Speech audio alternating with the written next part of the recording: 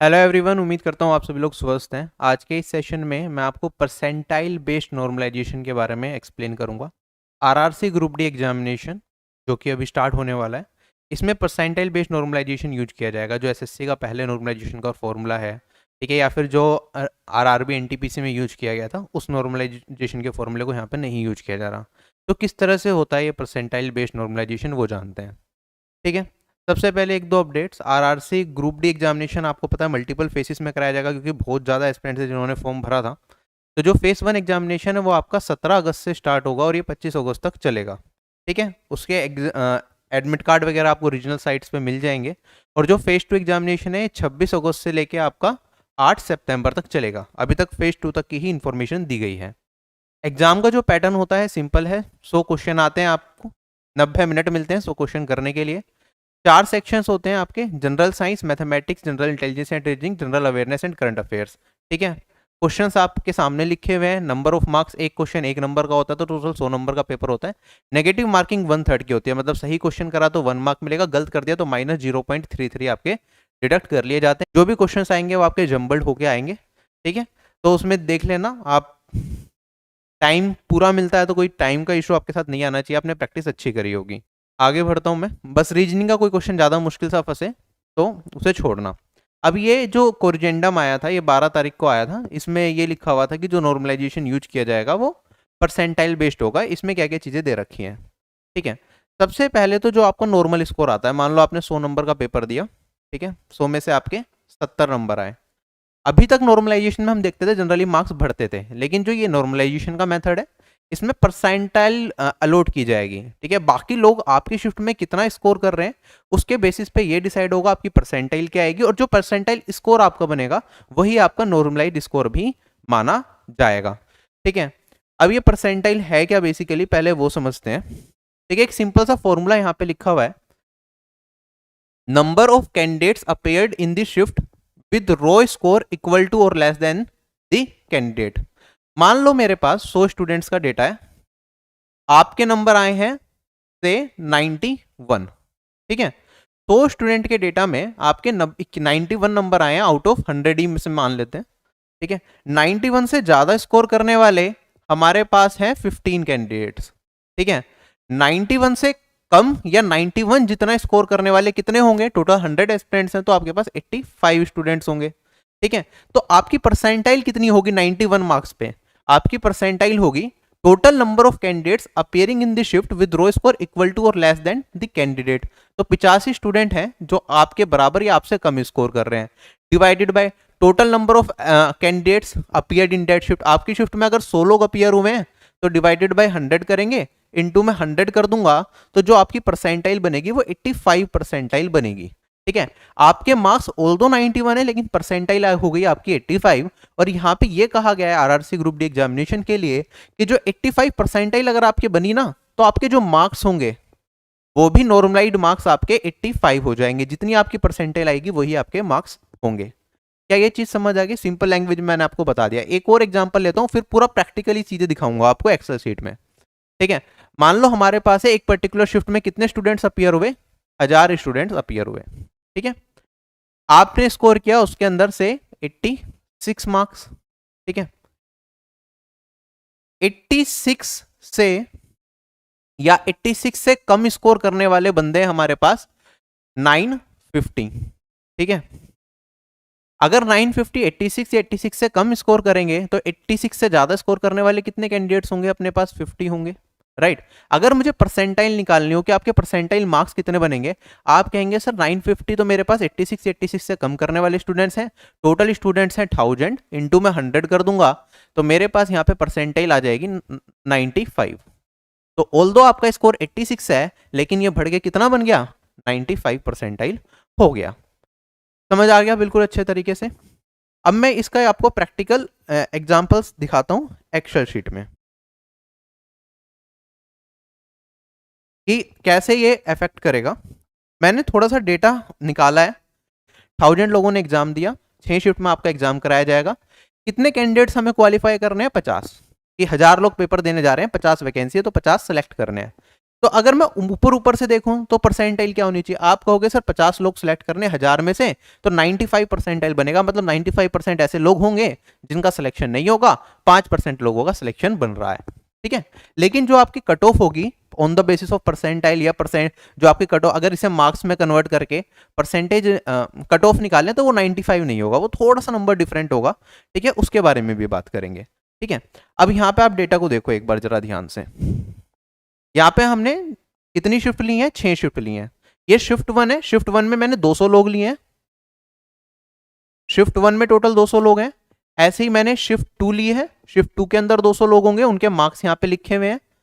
ऐसे रैंडम मैंने नंबर्स लिए हैं, ठीक है। शिफ्ट 3 में 200 लोग हैं, शिफ्ट 4 में 200 लोग हैं, शिफ्ट 5 में अपने पास 100 लोग हैं और शिफ्ट 6 में 100 लोग हैं, ठीक है। टोटल 1000 एस्पिरेंट्स हो गए, ठीक। उसके बाद यहाँ पे परसेंटाइल निकाल ली मैंने मार्क्स की, जो ये फॉर्मूला दे रखा था नॉर्मलाइजेशन फॉर्मूले में, यही फॉर्मूला को मैंने क्या करा यहाँ पे यूज कर लिया एक्सेल के अंदर।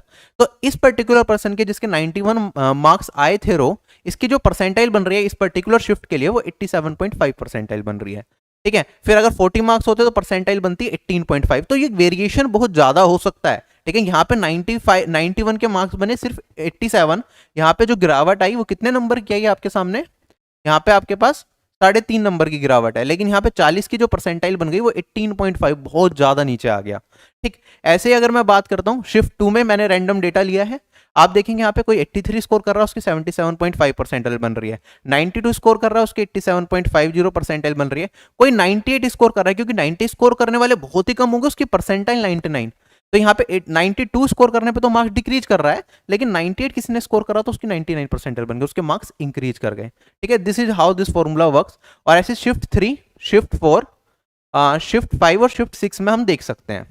अब ध्यान से देखना इस फॉर्मूले में और क्या क्या चीजें होने वाली हैं। मैंने 6 की 6 शिफ्ट में, यहाँ पे हमारे पास 200 इसमें थे, 200 इसमें, 200 इसमें, 200 इसमें, 100 कैंडिडेट्स इसमें, ठीक है। तो अगर मैं इनका एवरेज निकालता हूं तो इन शिफ्ट में जो एवरेज स्कोर जा रहा था सारे कैंडिडेट्स का वो लगभग इतना इतना जा रहा था। अभी तक क्या होता था, जो एसएससी का जो बेसिक नॉर्मलाइजेशन फॉर्मूला यूज कर रहे थे, हम देखते थे एवरेजेस निकाल लेते थे, जिसमें एवरेज कम जा रहा है उसके इतने बढ़ा देंगे, तो एक अच्छा सा आइडिया लग जाता था कि लगभग कितने मार्क्स होंगे, लेकिन इसमें चीजें बिल्कुल डिफरेंटली चलेंगी, ठीक है। अगर मैं एवरेज यहाँ पे देखा, मैंने कहा था कि मुझे क्या करना है, 1000 लोगों में से 50 लोगों को सिलेक्ट करना है, तो मेरी रफ आइडिया क्या थी कि 95 परसेंटाइल हम रख लेंगे कट ऑफ को, ठीक है। 95 परसेंटाइल से नीचे वाले सारे लोग सिलेक्ट नहीं होंगे, 95% से ऊपर वाले सिलेक्ट हो जाएंगे। जब मैंने ये निकाला कि कितने स्टूडेंट्स ऐसे हैं जिनका स्कोर 95 परसेंटाइल से अबव है शिफ्ट 1 में, जिसमें 200 कैंडिडेट थे, तो हमारे पास निकल के आए 10 कैंडिडेट। अब 10 अगर आप देखेंगे, ठीक है, हमने क्या करा, 95 परसेंटाइल से अबव मतलब टॉप के 5%, 95% लोगों को छोड़ा, टॉप के 5% लोगों को पकड़ा, तो मैं कहूंगा 200 लोग शिफ्ट में अपियर हुए थे, तो 5% मैंने पकड़ा, तो 10 लोग यहाँ पे इस शिफ्ट से सिलेक्ट हो गए, तो 5% सिलेक्शन इस शिफ्ट से आ गया। इस शिफ्ट में भी 200 लोग अपियर हुए थे, यहाँ पे भी 10 लोग सिलेक्ट हुए, 5% सिलेक्शन यहाँ से आ गया। शिफ्ट 3 में से 200 लोग थे, मैंने टॉप के 5% पकड़े, लेकिन यहाँ पे जो नंबर ऑफ सिलेक्टेड एस्पिरेंट है वो 11 हो गए, मतलब थोड़े ज्यादा हो गए, ठीक है। इसके पीछे का रीजन अभी बताऊंगा मैं, ठीक है। ये सारे एस्पिरेंट 11 लोग ऐसे हैं जिनकी परसेंटाइल 95 से अबव है, ठीक है।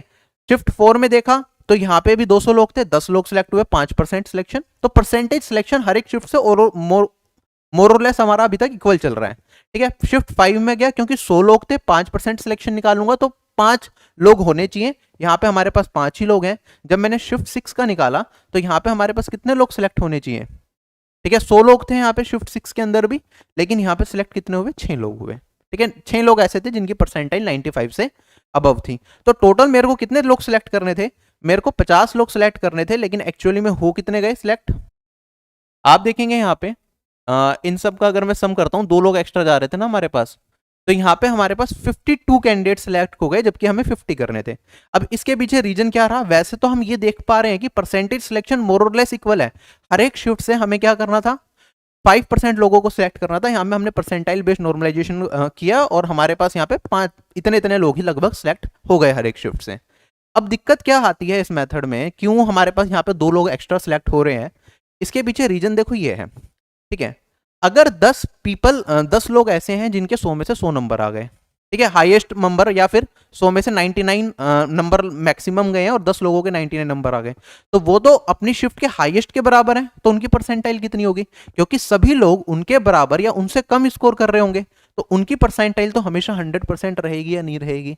तो अगर मैं कहता शिफ्ट 1 में ही 100 में से 100 लाने वाले लोग अगर 20 हो जाते मेरे पास, तो 20 लोगों की 100 परसेंटाइल होती और 20 लोगों की अगर 100% हो गई तो नंबर ऑफ स्टूडेंट्स हमारे क्या होंगे, 10 की जगह 20 पार कर जाएंगे। क्या ये चीज समझ आई? एक तो ये हो गया यहाँ पे कि जब हम, इसलिए में हमारे पास नंबर ऑफ एस्पिरेंट्स यहाँ पे ज्यादा आ रहे हैं 95 परसेंटाइल से अबव करके भी, ठीक है, 5% से ज्यादा सिलेक्शन रेट जा रहा है। दूसरी चीज ये है कि चलो मान लो, अब मैं दूसरे एग्जाम्पल से आता हूँ, 3 लोगों के क्या आए, 100 में से 100 आए, ठीक है, तो उनकी तो 100 परसेंटाइल हो गई, टोटल स्कोर कर लिया उन्होंने, ठीक है। अब उसके बाद 4 लोग ऐसे आए जिनकी 99 आ गए। अब देखो 100 परसेंटाइल आ चुकी है, ठीक है। अब यहां पे 4 लोगों के अगर 99 स्कोर आ रहे हैं तो उनकी परसेंटाइल क्या होगी, अगर 100 लोगों के डेटा पे मैं बात कर रहा हूं, ठीक है, 100 लोगों के डेटा पे बात कर रहे हैं, 3 लोगों के 100 में से 100 आ गए तो 3 लोगों की 100 परसेंटाइल।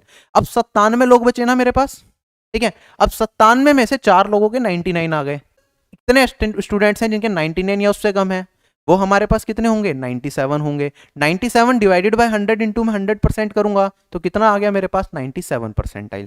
तो 4 लोग जो यहाँ पे 99 स्कोर कर रहे हैं, इन 4 लोगों का क्या होगा, 97 परसेंटाइल होगा। उसके बाद 5 लोग अगर 98 स्कोर कर रहे हैं 100 में से, तो आप कहेंगे सर 3 और 4 7 लोग निकल चुके हैं, 93 स्टूडेंट्स बचे हैं। 93 स्टूडेंट्स या तो 98 या 99 से 98 से कम स्कोर कर रहे होंगे। अब 5 लोग 98 स्कोर कर रहे हैं, ठीक है, तो 5 लोगों की परसेंटाइल कितनी होगी, तो हमारे पास 93 डिवाइडेड बाय 100 इंटू 100 करूंगा तो 93 परसेंटाइल। तो जो ये 5 लोग होंगे ना जिनके 98 स्कोर है, इनकी परसेंटाइल क्या आएगी, 93 परसेंटाइल आएगी। हमें 95 से अबव वाली परसेंटाइल चाहिए थी, तो अगर मैं यहां पे कैलकुलेट करूं तो 3 और 4 7, 100 में से 7 लोग ऐसे हो गए जो 95 परसेंटाइल से अबव स्कोर कर रहे हैं। तो ये एक सिनेरियो रहता है जिसकी वजह से यहाँ पे जो नंबर ऑफ स्टूडेंट्स है ना, ये हमारे क्या हो गए, ज्यादा हो जाते हैं, ठीक है। अब इस चीज को बैलेंस करने के लिए क्या किया जा सकता है, ठीक है, जो इंस्टीट्यूट है उनके पास एक स्टैंडर्ड मेथड होगा जिससे कि वो डायरेक्टली एक क्लिक पे कर पाते होंगे।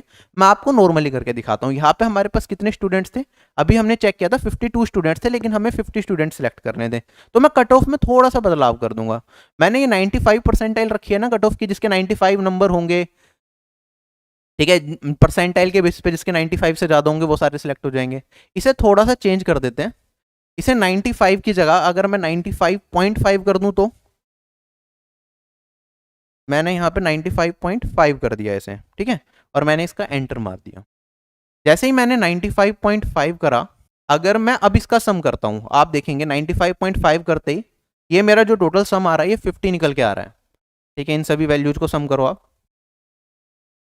ये आ गया ना हमारे पास 50, तो यहाँ पे 50 स्टूडेंट सेलेक्ट हो गए, तो 95.5 मेरी क्या होगी, कट ऑफ होगी पर्टिकुलर एग्जामिनेशन के लिए। आई होप ये पूरा का पूरा मेथड आपको बहुत अच्छे तरीके से समझ आ गया है, ठीक है। तो this is how percentile based normalisation works, ठीक है। तो बाकी इस मेथड के और जो हमारा एसएससी वाला मेथड है उसके काफ़ी सारे प्रोज एंड कॉन्स हो सकते हैं, उसके बारे में डिस्कशन करेंगे तो मुझे भी काफ़ी ज़्यादा एनालिसिस करना पड़ेगा डिटेल में, और फिर डिस्कस करने पड़ेंगे, और उस जरूरी नहीं उस एनालिसिस को देख के कुछ बदलाव आए। तो अभी जो चल रहा है, ठीक है, जो भी है सब सही है, ठीक है। तो मैंने बस आपको समझा दिया एक तरीके से नॉर्मलाइजेशन कैसे काम करता है, जो परसेंटाइल बेस्ड नॉर्मलाइजेशन है।